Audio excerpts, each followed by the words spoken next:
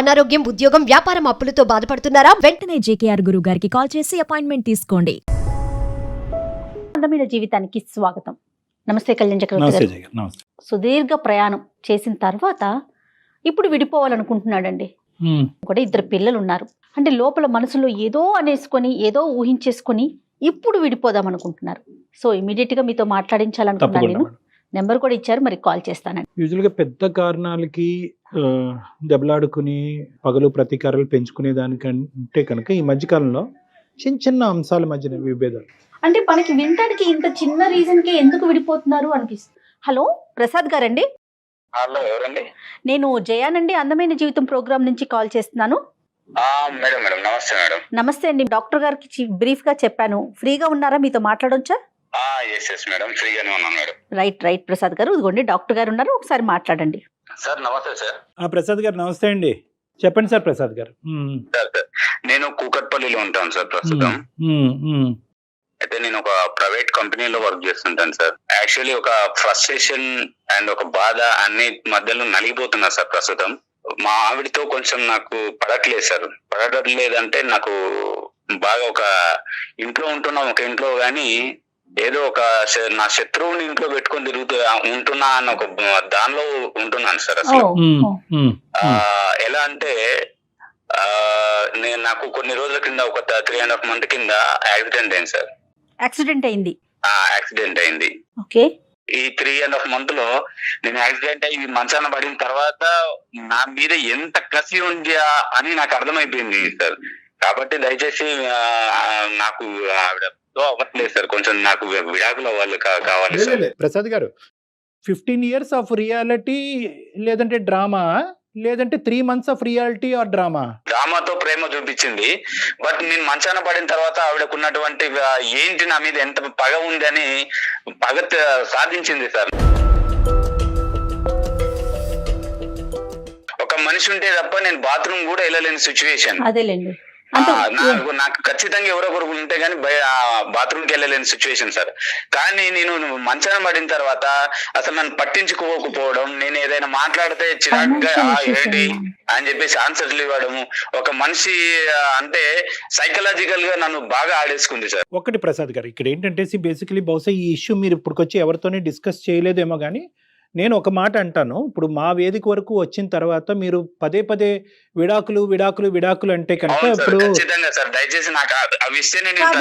అది ఇచ్చేది పుచ్చుకునేది మేము కాదండి. బేసికలీ ఏంటంటే విడాకులు అనేటటువంటి సబ్జెక్టు అది కంప్లీట్ గా మీ సర్వాధికారం, అది మీకు మీ భార్యకి మధ్యన ఉండేటటువంటి ఒక ప్రధానమైనటువంటి అంశం. ఈ రోజు ఏంటంటే అసలు విడాకులు అనేటటువంటిది 3 నెలల పాటు జరిగినటువంటి ఒక ఇమోషనల్ ఇష్యూ వల్ల ఒక అబ్రప్ట్ కంక్లూజనా, ఒక తొందరపాటుతో జరిగేటటువంటి కంక్లూజనా అనేటటువంటి మనం ఆలోచించుకోవాలి. ఎందుకంటే ఏ నిర్ణయం అన్నా ప్రధానంగా విడాకులు ఇలాంటి అంశాలు ప్రధానంగా నిర్ణయం తీసుకునేటప్పుడు ఇమోషనల్ ఫ్రంట్ మీద తీసుకోవద్దండి, ఒక ప్రాక్టికల్ ఫ్రంట్ మీద తీసుకుందాం. విడాకులు అనేటటువంటిది ఒక సొల్యూషన్ గా భావిస్తూ ఈ కాన్వర్సేషన్ ముందుకెళ్ళడం కష్టం అని నేను చెప్తున్నాను. రైట్. అసలు మన వేదికే అది కాదండి. జీవితం అందంగా ముందుకు తీసుకెళ్లే ప్రయత్నం, ఏదన్నా ఎవరి వైపు తప్పులున్నా ఒప్పులున్నా కూడా సరిచేసి అది ముందుకు వెళ్ళాలి అనేదే ఈ కాన్సెప్ట్. ఆవిడ కూడా వర్కింగ్ అండి? లేదు సార్, నేను ఆవిడ ఇంట్లోనే ఉండి హ్యాపీగా పిల్లల్ని చూసుకోమని నేను పని కూడా చేయనివ్వను సార్. ఇంట్లోనే ఉంచుతాను ఆవిడ్ని. నన్ను ఎంత నిర్లక్ష్యం చేసిందంటే సార్, అంత నిర్లక్ష్యం చేసింది. అంటే ఒక భర్త మంచం మీద పడినప్పుడు చేయాల్సినటువంటి ఒక కనీస బాధ్యతలు కూడా ఒక 100% కి మినిమం ఒక 70% కూడా చేసిందంటే నమ్మసౌక్యం లేదు సార్. ప్రసాద్ గారు అది ఇంటెన్షనల్ గా మనం ఏంటంటే ఇప్పుడు ఒకటి మాట్లాడుకోవాలి. 2 questions అండి నా పాయింట్ ఆఫ్ వ్యూలో. ఈ 15 years పాటు ఈ మొత్తం ప్రయాణంలో ఎక్కడా కూడా మీ ఇద్దరి మధ్యన భేదాభిప్రాయాలు లేదా ఏమండి మీరు ఇలా నన్ను ఇబ్బంది పెడుతున్నారు, నాకు బాధగా ఉంది, ఇది కరెక్ట్ కాదండి అనేటటువంటి అంశం మీ ఇద్దరి మధ్యన ఎప్పుడు డిస్కషన్ రాలేదా? నెంబర్ 1 అని చెప్పి ఆవిడ. నెంబర్ 1. నెంబర్ 2 ఏంటంటే కనుక ఇప్పుడు ఆవిడ చేతకాక ఈ 3 నెలల పాటు బహుశా ఏంటంటే ఆవిడేం నర్స్ కాదు, లేదంటే ఒక డాక్టర్ కాదు, ఇంతకు ముందు ఇలాంటి ఆవిడతనంతో మంచాన పడినటువంటి వాళ్ళు ఇష్యూని డీల్ చేసేటటువంటి కెపాసిటీ ఆవిడకి లేకపోయి ఉండొచ్చు. ఇక్కడ ఇంటెన్షనాలిటీ ఉందా అంటే ఏంటంటే కావాలని మీరు మంచాన పడ్డారు కాబట్టి మీకు ఏదో ఒకటి రుచి చూపెట్టాలి కాబట్టి మీ మీద పగ తీర్చుకోవాలి కాబట్టి కక్ష సాధింపు చర్యగా చేసేటటువంటి అంశం కింద మీరు. సో ఆవిడ పాయింట్ ఆఫ్ వ్యూ అనేటటువంటిది ఏంటి, మీరు ఊహించుకుంటుంది ఏంటి?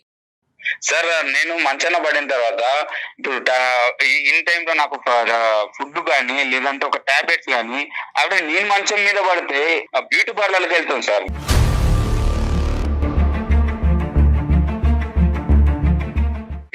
పక్కన ఉంటారేమో అని, అంటే సండే లేదు ఆ టైంలో ఎవరైనా అంటే స్కూల్ కి హాలిడేస్ ఉన్న టైంలో ఎన్ని హాలిడేస్ ఉంటాయి సార్, ఆ టైంలో కూడా పిల్లల్ని తీసుకొని బయటకు వెళ్ళిపోవడం, కనీసం నాకు దగ్గర నుండి చూసుకోకపోవడం, ఇలా చాలా చేసింది సార్.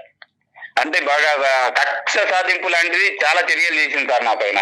ప్రసాద్ గారు, ఇప్పుడు మీకు జరిగినటువంటి ఈ అంశాన్ని సార్ మొత్తం 3 నెలల్లో కన్సిస్టెంట్ గా ప్రతిరోజు ఆవిడ యొక్క ప్రవర్తన ఇలాగే ఉందా, లేదంటే మధ్య మధ్యలో ఉండేదా? ఆవిడకి నాకు చేతన అవ్వట్లేదు, నా వల్ల అవ్వట్లేదు అనేటటువంటి ఎక్స్ప్రెషన్ ఆవిడ ఎప్పుడైనా చెప్పిందా లేదా?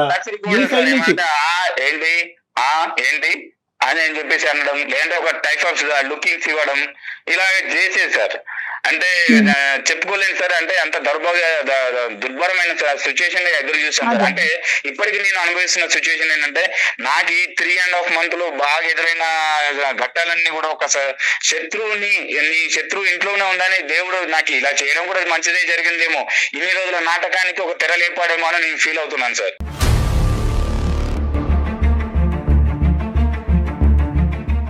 అంటే ఇంకొక పాయింట్ నేను చెప్తున్నాను ప్రసాద్ గారు, ఇక్కడ ఎప్పుడన్నా కూడా ఇష్యూని అక్కడ తేల్చుకోవటం అన్నది బెటర్. ఇలా వెనకతలు మాట్లాడుకునే దానికి నీ ప్రవర్తన నాకు నచ్చట్లేదు, ఇదేంటి ఎప్పుడు చూడనటువంటి ఈ యాంగిల్ నీ లోపల నేను చూస్తున్నాను, నేను మంచాన్ని పట్టి అవుటితనంతో బాధపడుతున్నాను, డూ ఆర్ డై సిచ్యువేషన్లో ఉన్నాను, ఏంటి నీ ప్రవర్తన ఇలా అనేటటువంటి ప్రశ్న మీరు ప్రశ్నించలేదా ఇక్కడ ఈ 3 నెలల 100 రోజుల ప్రయాణంలో? ఒక ఆడపిల్లని తోడుగా చేసుకున్న తర్వాత, ఒక భార్యగా చేసుకున్న తర్వాత కనీస బాధ్యతలు ఏంటి, మంచాన పడ్డ తర్వాత భర్తకు ఏం చేయాలి ఏంటి అనేది కనీసం తెలియదా సార్? నేను చెప్పాలి సార్? మీరు చెప్పవలసినటువంటి అవసరం లేదు. అది ఇక్కడ 2 points మనం ఏమంటున్నా అంటే కనుక, ఆవిడ చేతకాక చేయలేకపోయిందా, లేదంటే కావాలని చేయలేకపోయింది సార్, కావాలని చేయలేకపోయింది. అంటే మీ ఇద్దరి మధ్య ఎప్పుడు డిఫరెన్సెస్ లేవా ఈ అంతకుముందు ఈ 15 years లో? లేవు సార్, చిన్న చిన్న గొడవలు అనేవి కామన్ థింగ్, కానీ ఇంత డెప్త్ గా మాత్రం ఎప్పుడు పర్లేదు సార్, మేము ఎప్పుడు అనుకోలేదు. ఇప్పుడు మీకు ఈ రోజు చేయనందుకు నువ్వేంటి నాకు ఇలా చేయలేకపోతున్నావు, నాకు కష్టకాలం వచ్చినప్పుడు నువ్వు ఎందుకు చేయలేకపోతున్నావు అనేటటువంటి మీరు అడిగినందుకు ఆవిడ ఏమైనా పశ్చాత్తాపం ఫీల్ అయ్యిందా? సారీ అండి నాకు అర్థం కాలేదు. ఇప్పుడు అడగలేదు సార్, నేను మనసులో పెట్టుకుని నాకు నేను సర్ది చెప్పుకుంటూ ఏదో ఒక రోజు నేను వద్దు ఇవన్నీ చూసి భరిస్తూ ఇలాంటి భార్యన నేను కట్టుకుందని ప్రతి రోజు మనసులో కుమిలిపోయేవాడిని సార్. ఇన్ని రోజులు ఆడింది డ్రామానా, ఈ రోజు నేను మంచాన పడ్డాను కాబట్టి ఈ రోజు తనకు ఒక టైం వచ్చిందని ఆడుకుంటుందా, ఇన్ని రోజులు చేసినంత వృధా అయిపోయిందని ఎంత కుమిలిపోయాను సార్. అంటే మీరు ఏం చేసి ఉండొచ్చండి, ఏం చేసి ఉండొచ్చు కాబట్టి ఆవిడ ఈ రోజు పగ తీర్చుకుంటున్నారు? నేను ఏమీ చేయలేదు సార్, నేను ఏమి చేయలేదు, తప్పుగా మాట్లాడింది లేదు, ఎప్పుగా ఏం ఆలోచించలేదు. అంటే నేను, నా పిల్లలు, భార్య, ఇదే కుటుంబం, నేను కష్టపడ్డం ఇది మాత్రం నాకు తెలుసు సార్. ప్రతిదీ ఆ డబ్బులు కూడా తీసుకొచ్చి ఆవిడకి మెయింటెనెన్స్ కి ఇస్తాను సార్. ఇక్కడ ఏదో ఒక లింక్ మిస్ అవుతున్నట్టు నాకు అనిపిస్తుంది ప్రసాద్ గారు. ఖచ్చితంగా ఆవిడతో అయితే మనం మాట్లాడాలి. ఫోన్ చేయొచ్చా సార్? ఎక్కడున్నారు ఆవిడ? మీరు ఆఫీస్ లో ఉన్నారా? లేదు సార్, నేను ఆఫీస్ అని చెప్పేసి ఇంట్లో నుంచి బయటకు వచ్చేసి వేరే ఫ్రెండ్ రూమ్ లో తలదాచుకుంటున్నాను సార్. ఇప్పుడు ఇంట్లో ఉండలేకపోతున్నాను, బయటకు వెళ్ళలేకపోతున్నాను, ఫ్రెండ్ దగ్గర వచ్చి ఏదో రిలాక్స్ అవుదామని ఇక్కడ వచ్చి ఉన్నాను సార్. ఎప్పటి నుంచి అండి, ఎన్ని రోజులు బట్టి? రీసెంట్ గానే సార్, నేను యాక్చువల్లీ నెక్స్ట్ మంత్ నుంచి వెళ్ళాలి, బట్ ఇప్పటి నుంచి అని చెప్పేసి ఇంట్లో ఉండకుండా బయటకు వచ్చేస్తున్నాను సార్. సో పిల్లలు అక్కడే ఉన్నారు, మరి పిల్లల్ని మిస్ అవ్వట్లేదా మరి మీరు? లేదు సార్, అంటే డైలీ ఇంటికి వెళ్ళి ఈవినింగ్ టైం మిగతా టైం ఇక్కడ స్పెండ్ చేయడం జరుగుతుంది సార్. అలాగంటారా? ఓకే ఓకే, చూడండి ఆవిడ మనకు అందుబాటులో ఉంటదేమో, ఆవిడ కూడా ఒకసారి డైరెక్ట్ గా క్లారిటీ తెచ్చుకో. ఒక్క నిమిషం సార్. అతను మాట తీరు వింటూ ఉంటే మరి డీసెంట్ పర్సన్ లాగే అనిపిస్తున్నారు, అర్థం చేసుకునే వ్యక్తి లాగా. అపోహలకు లోన ఉన్నట్టు. 15 ఏళ్ళు కలిసి ఉన్నప్పుడు ఏ భార్య అయినా సహజంగా మనం ఆలోచిస్తే, భార్య కానీ భర్త కానీ ఏదైనా తీవ్రమైన ఇబ్బంది పడుతున్నప్పుడు ఇలా కూడా బిహేవ్ చేస్తారా? అంటే మేజర్లీ కమ్యూనికేషన్ మేడం. ఇక్కడ ఏమవుతుందంటే వీళ్ళు చిన్న విషయాలను అనుకుంటున్నారు, ఎక్కడికక్కడ కవరప్ చేసుకుని అతను ఇంతే అని ఆవిడ అనుకుంది, ఈవిడింతే అని ఇతను కంటిన్యూ అయిపోతున్నారు. The main thing about wife and husband relationship ఏంటంటే కమ్యూనికేషన్. ఈ రోజు ఇప్పుడు అతను మనతో చెప్పినట్టుగా ఇంతకు ముందు ఎవరితో కమ్యూనికేట్ చేసి ఉండడు, అంటే ఎవరితో అక్కర్లేదు, భార్య భర్త కూర్చుని ఏమైనా నాకు ఇది నచ్చుతుంది, ఇది నచ్చట్లేదు, ఇది కరెక్ట్, ఇది రాంగ్ అనేది. అంటే సైకలాజికల్ గా మీ ఉద్దేశం ఎప్పటికప్పుడు ఒక ఇష్యూ ఉన్నప్పుడు అప్పుడే మాట్లాడేసుకోవటం మంచిదంటారా? హలో పద్మ, అట్లీస్ట్ ఆ ఇష్యూ రిపీట్ అయ్యేటప్పుడు. పద్మ చెప్పు. నేను డాక్టర్ కళ్యాణ్ గారి దగ్గర ఉన్నాను. అదే దేనికి వెళ్ళావని అడుగుతున్నాను. దేనికి వెళ్ళావంటే నీకు తెలియదా దేనికి వెళ్ళాను? నాకెట్లా తెలుస్తుంది? బానే ఉన్నావు కదా ఇప్పుడు. నాకు డైవర్స్ కావాలని నా డాక్టర్ గారితో చెప్పాను. డాక్టర్ ఏం చేస్తారు నీకు డైవర్స్ కావాల్సి వస్తే?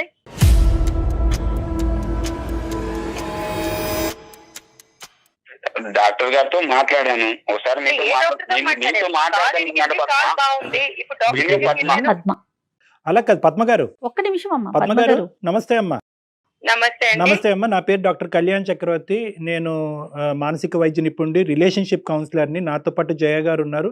మేము సుమన్ టీవీ వేదిక అందమైన జీవితం అనేటటువంటి ఒక ప్రోగ్రాం నుంచి మాట్లాడుతున్నాం. మిమ్మల్ని ఇబ్బంది పెట్టి మిమ్మల్ని కష్టపెట్టేటటువంటి ఉద్దేశం కాదు. మీ ఇద్దరి మధ్యన ఏమైనా తెలిసి తెలియనటువంటి అపోహలు, భేదాభిప్రాయాలు ఏమన్నా ఉంటే కనుక ప్రొఫెషనల్ మీడియేషన్ ద్వారా అది రెక్టిఫై చేయటం గురించే మా యొక్క ప్లాట్ఫామ్. మీకు No, ఇది మీకు ఇది మా ఇద్దరికి సంబంధించింది. ఆయన తీసుకెళ్లి రోడ్డును పడేసి అమ్మా ఒక్క నిమిషం అమ్మ, నేను కామ్గా మాట్లాడుతున్నాను. దయచేసి మీరు కూడా అర్థం చేసుకుని కామ్గా మాట్లాడండి. నేనేంటంటే మిమ్మల్ని ఇబ్బంది పెట్టేటటువంటి ఉద్దేశం కాదు. అతను మాకు రీచ్ అయ్యారు. ఏ పాయింట్తో రీచ్ అయ్యారంటే, సార్ నేను ఇలా మానసికంగా ఇబ్బంది పడుతున్నాను. 15 years పాటు మా ప్రయాణంలో ఎటువంటి ఇబ్బంది రాలేదు. ఎప్పుడైతే కనుక నేను దురదృష్టం కొద్దీ నేను సిక్ అవటం వల్ల, లేదంటే నాకు యాక్సిడెంట్ అవటం వల్ల నేను మంచం మీద ఉన్నప్పుడు మా భార్య యొక్క ప్రవర్తన నాకు నచ్చలేదు. నేను షాక్కి గురయ్యాను. కాబట్టి ఇన్ని రోజులు మా భార్య నాతో పాటు చేసినటువంటిది ఒక నిజమైనటువంటి ప్రేమతో కూడినటువంటి అంశం కాదేమో. ఇప్పుడు ఆవిడ ఇలా అవునా? అది మీకు చెప్పుకున్నాడా వచ్చి? అంటే అలా చెప్పుకున్నాడు. మేమేం కంక్లూడ్ అవ్వలేదమ్మా. మీరు ఆయన బ్యాడనో, వర్షన్ చెప్పారమ్మా. మీరు బ్యాడనో, మీరు కరెక్ట్ కాదనో, మీ ప్రయాణం తప్పనో మేమైతే కంక్లూడ్ అవ్వలేదు. అతను బాధ అలా వెలగక్కాడు అనేటటువంటిది నేను మీ వరకు తీసుకొస్తున్నాను. ఏకంగా 2 పిల్లలు కన్నా తర్వాత మీరు డివోర్స్ అనేటటువంటి పదం వాడటం కూడా కరెక్ట్ కాదు. మాకు ఒక్కసారి పద్మ గారితో మాట్లాడటానికి అవకాశం ఇవ్వండి అని చెప్పి మేము అతని మీద ఒత్తిడి తీసుకొస్తే మీకు కలపటం జరిగింది. కానీ అతను నాకు చెప్పాలి కదండి. చెప్పకుండా ఏం చెప్తారు చెప్పు.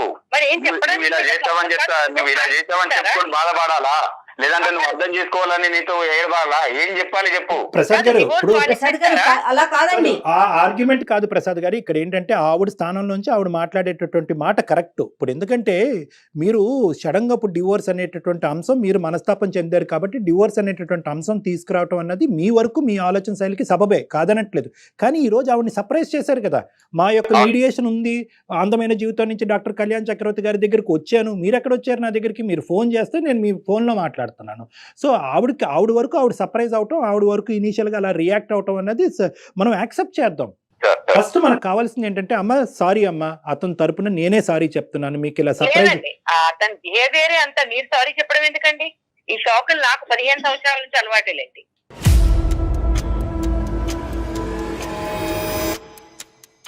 నువ్వు ఇచ్చిన శాఖ ముందు నేను ఇది శాఖ పద్మ. నేను మంచాన పడ్డ తర్వాత నువ్వు ఇచ్చిన శాఖల కంటే నేను ఎక్కువ కాదు పద్మ. ఆవిడ యొక్క రియాక్షన్ ఏంటో మనం ఒకసారి విందాం.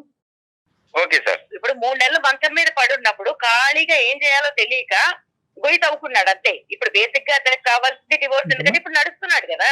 ఇప్పుడు నీ కంప్లైంట్ ఏంటి? నీకు టైం కి మందులు ఇచ్చా, టైం కి తిండి పెట్టా, టైం కి స్నానం చేయించా, బ్యూటీ పార్లర్కి వెళ్ళుకుంటూ నువ్వు నాకు ఇచ్చావు. నేను వెళ్ళకపోతే నీ కాలు నయమైపోతుందా?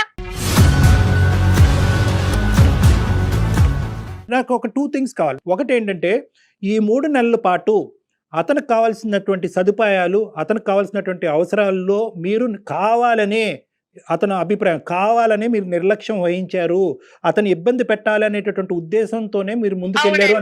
అవునండి. అవునమ్మా? కావాలని కొన్ని చేశా. కరెక్ట్.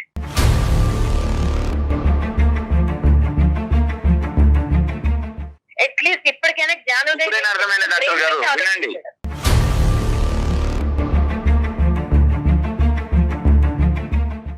ఎప్పుడు బ్రెయిన్ యూజ్ చేసావు కదా, ఈసారి కొంచెం నీకు 3 నెలలు ఖాళీగా ఉండేసరికి మనసు అనేది ఒకసారి బయటకు వచ్చిందేమో ఆలోచించడానికి. 15 ఏళ్ళుగా నువ్వు పెట్టిన దాని ముందు 3 నెలలు నేను చూపించింది నథింగ్. చూపెట్టారా? చూపించానండి. తప్పు కాదమ్మా. దేనికండి? అదేంటమ్మా మంచాన్ని పడినటువంటి? కాదండి, ఈ 15 ఏళ్లలో నేను వెళ్ళి రద్దకెళ్ళి రోడ్డు మీదకి వెళ్ళి ఎవరికి చెప్పుకోలేదు ఇతను చేసినవి. అంటే ఇది రివెంజ్ తీర్చుకున్నట్లుగా అనిపించట్లేదా పద్మ గారు? మనకి అలాంటి ఆలోచన రావట్లేదంటారా? ఒక రకంగా రివేజ్ అండి. నేను హ్యూమన్ బీయింగ్ ని, నేను మనిషిని కదా, నాకు ఒక మనసు ఉంటది. వచ్చింది ఈ రోజు 15 సంవత్సరాలు బహుశా మేమేమో ప్రీమెచ్యూర్ గా మాట్లాడుతున్నానేమో, నా అనుభవంతో నేను ఏమైనా కొద్దిగా తెలిసి తెలియకుండా ఏమైనా మాట్లాడుతున్నానేమో, నన్ను క్షమించండి. కానీ నేను అనేది ఏంటంటే, 15 సంవత్సరాల పాటు ఏ స్థాయి క్షోభను అనుభవించిన తర్వాత మంచం మీద పడి 2 కాళ్ళు ఎరగొట్టుకుని పనిచేసేటటువంటి ఒక మనిషి మంచం మీద ఉన్నప్పుడు ఎటువంటి వ్యక్తిత్వం ఉండేటటువంటి వాళ్ళు కక్ష సాధింపు చేస్తారు? ఎటువంటి ఇక్కడ మనస్తత్వం వ్యక్తిత్వాల ఉండేటటువంటి గురించి అంటే ఒక్క మీరు నిమిషం అండి, ఒక్క నిమిషం మిమ్మల్ని ఇంట్రెస్ట్ చేస్తున్నందుకు కాదు, వ్యక్తిత్వాల గురించి మాట్లాడితే వ్యక్తిత్వం లేని మనిషితో నేను 15 సంవత్సరాలు ఉన్నాను.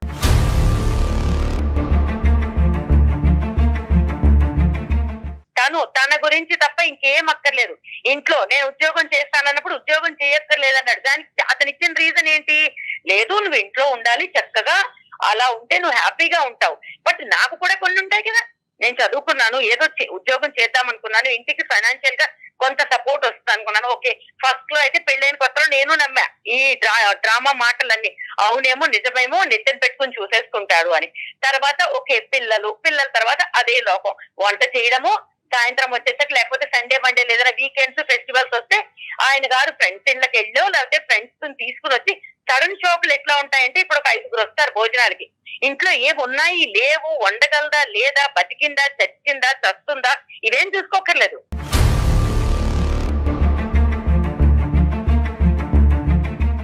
ఇప్పుడు ఎవరైనా ఫ్రెండ్స్ చెప్పి రారు కదా, దాన్ని కూడా మనసులో పెట్టుకుంటావా? ఎందుకు పెట్టుకోను అంటే ఆవిడ- ఏం లేకుంటాయి. ఇప్పుడు నీకు ఇంకా రెండే చెప్పింది, చాలా మనసులో అనుకున్నానే చేస్తానా? ప్రసాద్ గారు ప్రసాద్ గారు ఒక నిమిషం ఉండండి, మీరు కామ్ డౌన్ ప్లీజ్. నాకు చిన్నప్పటి నుంచి ఫైనాన్షియల్ గా ఇండిపెండెంట్ గా అవ్వాలి, నాకంటూ ప్రతి నెల 100 రూపాయలు ఇస్తావా 1000 రూపాయలు ఇస్తావా ఇది కొనుక్కుంటారు. ఏది ఓహో. కొనాలన్నా కూడా ఐ అండర్స్టాండ్, ఓకే మధ్య తరగతి బతుకులు ఇలానే ఉంటాయి, ఎలా ఉన్నా కూడా ఏది కొనుక్కోవాలన్నా ఈ నెల బడ్జెట్ లేదు, వచ్చే నెల ఇంకో ఖర్చు వస్తుంది, తర్వాత నెల అమ్మ వాళ్ళకి పంపించాలి, తర్వాత నెల ఇంకేదో చెయ్యాలి, ఎప్పుడూ ఖర్చులే. మరి అలాంటప్పుడు నేను ఉద్యోగం చేస్తే నేను సపోర్ట్ చేస్తాననే కదా చెప్పింది. పిల్లల్ని కూడా కాంప్రమైజ్ అయ్యి స్కూల్స్ కి ఏదో పంపిస్తున్నాం, బట్ అనుకున్న స్కూల్స్ కి పంపించట్లేదు, ఏదో కాంప్రమైజ్ అయ్యాము పంపిస్తున్నాం. ప్రతి Financial రోజు issue నా? ఏదో ఒకటి. ఫైనాన్షియలీ కాళ్ళు బాగున్నంత ఆర్థికంగా కాలం, కాదు. మంచాన పడనంత కాలము ఆయన చేసినవి ఇంత అంత కాదు, మంచాన పడినంత కాలము మేలీగో, తక్కువేం లేదు మేలీగో. ఎంత ఈగోయిస్టిక్ అంటే తన దృష్టిలో తను ఏమీ మాట్లాడకుండా నన్ను తిట్టలేదు కాబట్టి మంచోడు అనుకోవాలి. అంటే తిట్టడం ఒకటేనా? నేనేమైనా శాడిస్ట్నా అని అడిగాడు 2-3 సార్లు. అంటే కొడితేనే శాడిస్ట్వా, లేకపోతే ఇంకేదైనా టార్చర్ పెడితేనే, ఫిజికల్ గా టార్చర్ పెడితేనే శాడిస్ట్వా? అంటే మానసికంగా నువ్వు వేధించే వేదికలు అంటే నేనేం వేధించాను? ఇంటికి వస్తాడు, మాట్లాడడానికి ఏముండవు, ఎప్పుడు కూర్చుని మేము మాట్లాడుకుంది లేదు. నాకు తెలిసి, నాకు గుర్తుండి పెళ్ళైన కొత్తలో ఒక 2-3 నెలలు వదిలేస్తే దాని తర్వాత ఓకే అందరి జీవితాలు ఇలాగే ఉంటాయి, సినిమాలాగా ఉండదు, కాంప్రమైజ్ అయిపోయా.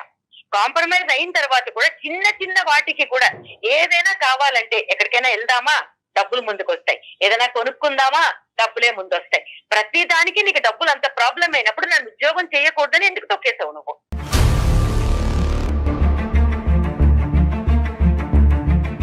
భార్య ఇంట్లో ఉండి చూసుకోవాలని అనుకోవడం తప్ప, లేదంటే అంటే నేను సంపాదించిన దానిలో అడ్జస్ట్ అయ్యి ఉండడం అనుకోవడం తప్ప, లేకపోతే నేను అవ్వనని చెప్పాను కదా, నేను అవ్వలేదు. ఎందుకు అవ్వవు నువ్వు? ఎందుకు అవ్వవు చెప్పు.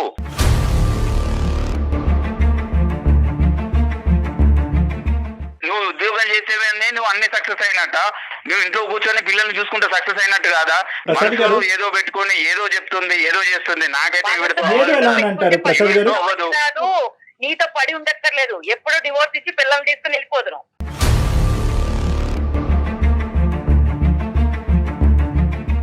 మీరు ఇంత కోపం ఇంత ఇది మన మనసులో పెట్టుకున్నారు కదా, ఎప్పుడైనా ఇదే వర్షన్లో ఆయనతో చెప్పారా? ప్రసాద్ తో మాట్లాడారా మీరు? మాట్లాడుకుంటే మేము కొట్లాట్లోకి దిగుతాం. సో దాని బదులు మాట్లాడుకోకుండా బతికేస్తున్నాం. అది కాంప్రమైజ్ అయి బతకడమా లేకపోతే చావలేక బతకడమా? దాన్ని ఏం పేరు పెట్టుకుంటారు పెట్టుకోండి. ఏం మాట్లాడాలన్నా ఫ్రెండ్స్ వస్తారు. ఒక పనికి మాలిన నాగరాజు ఎవడో ఉంటాడు, ఎప్పుడు చూసినా అక్కడికి పోతాడు. ఎందుకు వెళ్తావు నువ్వు? వాడి గురించి మాట్లాడకు, వాడి గురించి మాట్లాడకు. వాడు నా ఫ్రెండ్, వాడు అవును వాడు నా ఫ్రెండ్. నాకు ఎన్నోసార్లు అవసరాలకు డబ్బులు ఇచ్చాడు వాడు. అవును, అవసరమైన ప్రతిసారి వాడు ఎన్నోసార్లు డబ్బులు ఇచ్చి ఆదుకున్నాడు. వాడి గురించి నువ్వు ఎలా మాట్లాడతావు? నా ఫ్రెండ్స్ గురించి మాట్లాడాల్సిన అర్హత ఏంది నీకు? నువ్వు తాళి కట్టావు కదా, తాళి కట్టినప్పుడు నా ఫ్రెండ్స్ కూడా నువ్వు డెఫినెట్లీగా స్వీకరించాలి. వాడు ఎలా మాట్లాడుతావు నువ్వు? స్వీకరించను, నిన్ను స్వీకరించా. నీతో పాటు మీ అమ్మ బాబుల్ని కూడా స్వీకరించుతా కొంతవరకు. కానీ నీ ఫ్రెండ్స్ ని ఆడ పెళ్ళని అమ్మ బాబులని మాట్లాడకు, అమ్మ బాబులని మాట్లాడకు. ఏ రోజైనా మీ అమ్మ నాన్న గురించి మాట్లాడాను? అమ్మ బాబులని ఈ రోజు మాట్లాడుతున్నాను. ఏంటి నువ్వు చేసే ఘనకార్యాలు? ఇంతకంటే ఏం చేయగలను? నేను మానసికంగా ఎంత కుమిలిపోయాను నాకు తెలుస్తుంది. అవును, ఖాళీగా ఉన్నావు కాబట్టి కుమిలిపోయావు, బిజీగా ఉన్నప్పుడు కుమిలిపోలేదు కదా. కాలు ఇరిగి ఇంట్లో పడ్డాను కాబట్టి నీవేంది అర్థమైంది. దేవుడు అనేవాడు ప్రతి ఒక్కరికి ఒక అవకాశం ఇస్తాడు. చెప్పు అక్కడ చెప్పు పద్మ చెప్పు. ఇదే ప్రోగ్రామ్ నాకు తెలుసుంటే నీకన్నా ముందు నేను చేసి అడిగేదాన్ని డివోర్స్. నేను డాక్టర్ దగ్గరకు వచ్చేదాన్ని కదా, లాయర్ దగ్గరికి వెళ్ళేదాన్ని.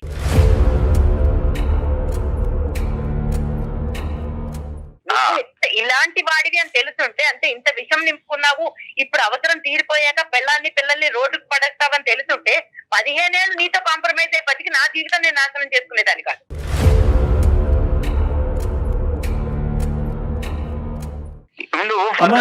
ప్రాబ్లమ్స్ ఎలా ఉంటాయని నీకు తెలిసినప్పుడు నువ్వు నన్ను బాగా చూసుకుంటే ఈ రోజు ఈ సిచ్యువేషన్ రాదు కదా. ప్రాబ్లం ఏంటి వదిలేస్తే వదిలేపో.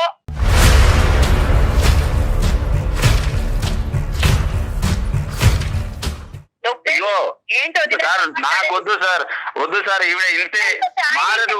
నేను చెప్పాను కదా ఇన్ని రోజులు కనీసం అట్లీస్ట్ ఇన్ని రోజులు అవును భర్తని నేను ఇలా చేశాను కదా, కనీసం ఏమన్నారు మనస్తాపానికి అది మనసాక్షి కూడా ఒప్పుకోవట్లేదు సార్. చేశానని చెప్పుకుంటాడు, అన్నం పెట్టాడు, ఒక ఇంటికి రెంట్ కట్టాడు, అంతకు మించి ఏం పీకాడు.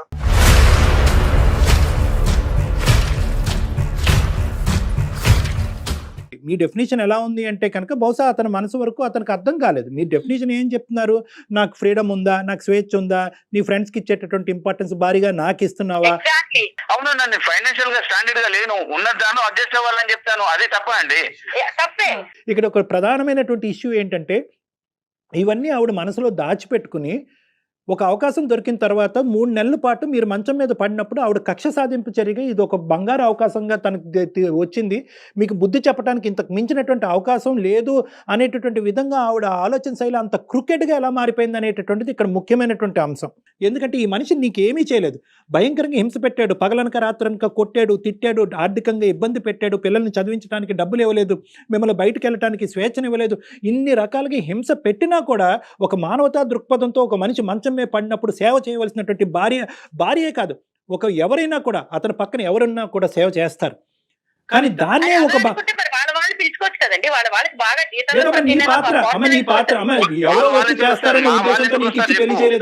సేవ చేసుకుందికి అమ్మ రావచ్చు, మీ అక్క చెల్లెలు రావచ్చు, సేవకి ఎవరు రారు.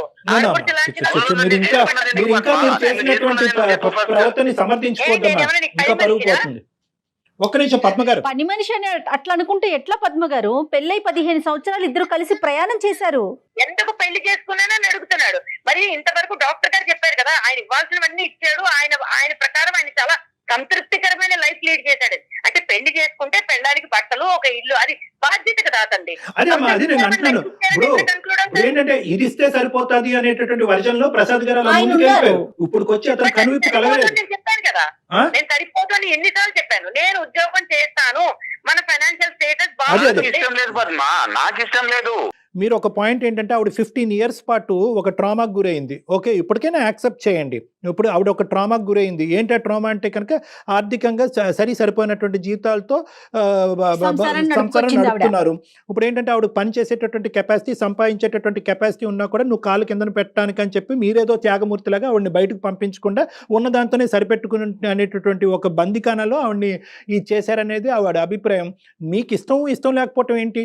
ఆర్థికంగా సుఖపట్టడం గురించి నేను బయటకు వెళ్ళి చేస్తాను అనుకున్నప్పుడు ఈ 15 సంవత్సరాల్లో ఒక్కసారైనా ఆవిడకి అవకాశం ఇచ్చి బయటకు పంపించచ్చుగా. ఈ రోజు నువ్వు ఇంట్లో ఉండి సుఖపడు, పిల్లల్ని చూసుకుంటే చాలు, నువ్వు దీనికి మించి ఏమీ చేయక్కర్లేదు అనేటటువంటి ఆ పాజిటివ్ యాంగిల్ ఎందుకు చూడలేకపోతున్నారు మీ ఆయనలో? దాని శాడిజం అంటారమ్మా, దాని శాడిజం. ఇప్పుడు నా శాడిజమే అనిపిస్తుంది, నాకు చిన్న కోరిక, ఓకే ఒక 2-3 ఏళ్ళు ట్రై చేయి, లేదా 6 నెలలు ట్రై చేయి. అది కరెక్టే, నువ్వు చెప్పేది కరెక్టే, అదే కదా ఇప్పుడు అతని మైండ్. అడగండి ఒకసారి, అసలు అతను ఎందుకు వద్దంటున్నారు ఉద్యోగానికి? ఇష్టం లేదు అంటున్నాడు, ఎందుకంటే రీజన్స్ ఏంటండి? రీజన్స్ ఏం లేదు మేడం, నేను నా కష్టార్జితంతో నా ఫ్యామిలీని పోషించాలి, ఇదే నేను ఆశించేది. ఇది మేల్ శాడిజం అంటుంది, ఇది మేల్ ఈగోయిజము, మేల్ శాడిజం అంటుంది. నా అభిప్రాయాన్ని ఎక్కడ గౌరవించాలి? నేనేమంటానంటే ఈ రోజు చేయక ముందే నువ్వు ఇన్ని మాటలు మాట్లాడుతున్నావు, చేసి ఇంకోటి ఏంటి అని. 15 ఏళ్ళ తెలుసా గాలి 2022లో గాలి ఇరిగిపోయి నేను మంచాన్ని ఉంటాను, అప్పుడు ఇది ఇలా ఇట్లా ట్రీట్ చేస్తుంది నన్ను, నీకు 15 ఏళ్ల క్రితమే కల వచ్చింది, నీకు కల వచ్చింది, అప్పుడు వదిలేసేవానేమో.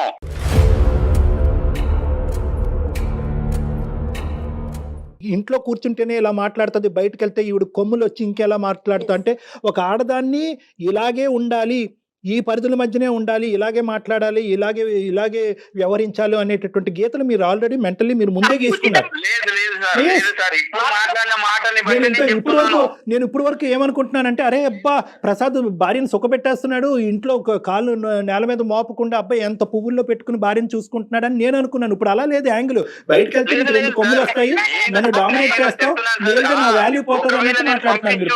అని చెప్తున్నాను సార్, నేను ఒకవేళ పంపించుంటే 100% ఇదే జరిగింది. 3 నెలలు ఆయన కాదనుకుని నాకు నచ్చిన టైంలో సినిమాకి వెళ్తా, నాకు నచ్చిన టైంలో ఫ్రెండ్ ఇంటికి వెళ్తా, నాకు నచ్చిన టైంలో ఫ్రెండ్స్ ఎవరైనా సార్ నేను ఒకే ఒక మాట చెప్తాను, దయచేసి శ్రద్ధగా వినండి. ఒకే ఒక మాట నేనేమంటున్నానంటే, ఈ 15 ఇయర్స్ పాటు మీ యొక్క అధికారం ఇలా ఉంది, నా యొక్క ఆలోచన శైలి ఉంది, నాకంటూ స్వేచ్ఛ ఉంది, నాకు స్వేచ్ఛ కావాలి, నాకు విముక్తి కావాలి, లేదంటే నీ ప్రవర్తన మారకపోతే నేను చచ్చిపోతాను అనేటటువంటి అంశాలు మీరు ఇంకో విధంగా ఫైట్ చేసి ఉంటే చాలా బాగుండేదమ్మా.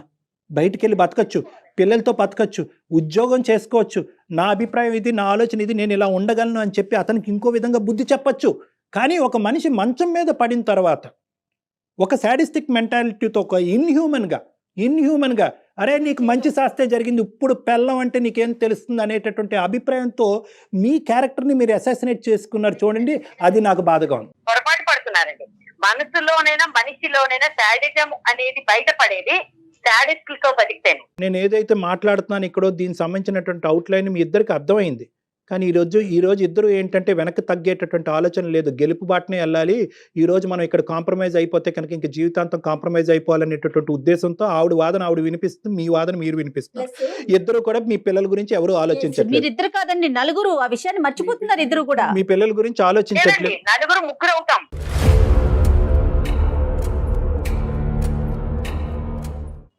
ఎప్పుడైతే అతనే ఒంటరివాడు అవుతాడు, మేము ముగ్గురు ఉంటాం. అయినా పర్వాలేదు పద్మ, నీలాంటి సర్వీస్ లో నేను ఉండడం కంటే కూడా ఉంటే పోయినా పర్లేదు. జీవితం అంటే ఏంటో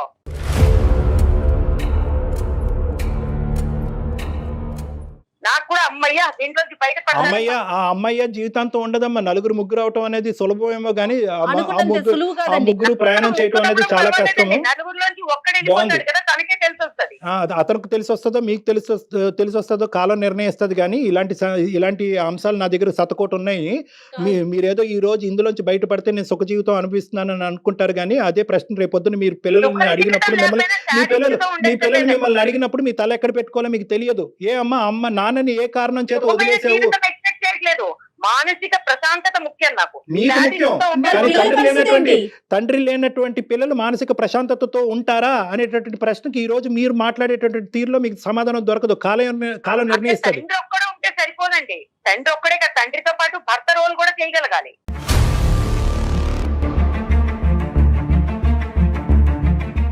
దయచేసి ఇద్దరు కూడా విడాకులు అనేటటువంటి ఆస్పెక్ట్ పక్కన పెట్టండి.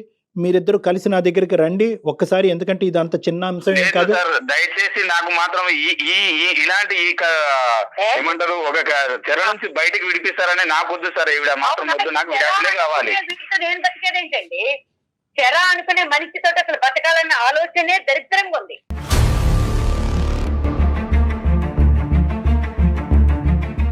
నువ్వు శాడిస్ట్ అని నేను పంపిస్తా నోటీస్, నాకు డివోర్స్ కావాలి, పిల్లలు కావాలి.